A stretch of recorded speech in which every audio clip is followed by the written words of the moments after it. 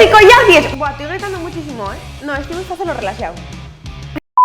Hola, collacios y collacies. Estoy Alma de Yoka. Y hoy vamos a hacer el reto de imitamos semelles.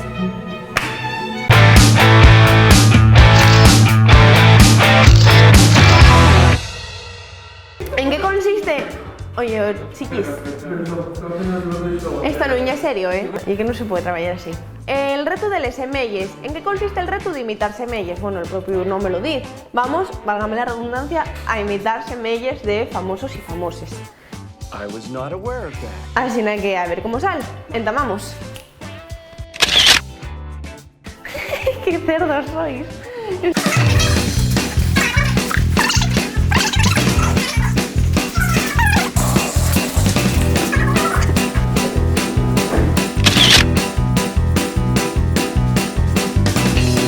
Quedó bien, ¿no? ¡Siguiente!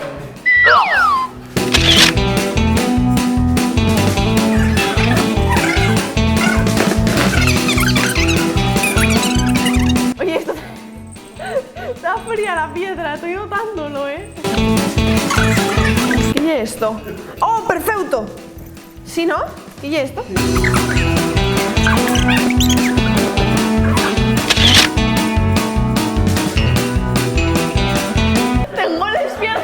Tengo las fríes. ¡Ay, voy a hacer Trump! Hay una peluca rubia, roja.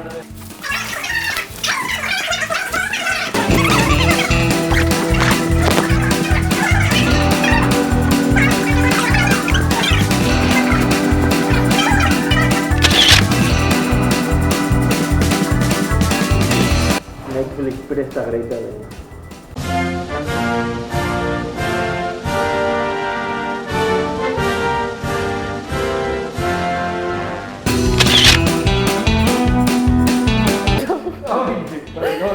Ayúdame, hay que ponerme uñas.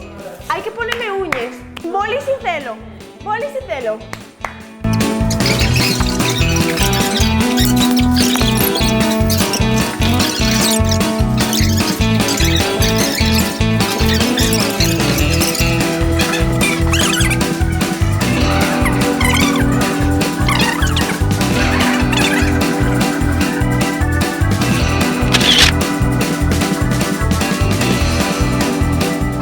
Es difícil divertida hacer eso, ¿eh?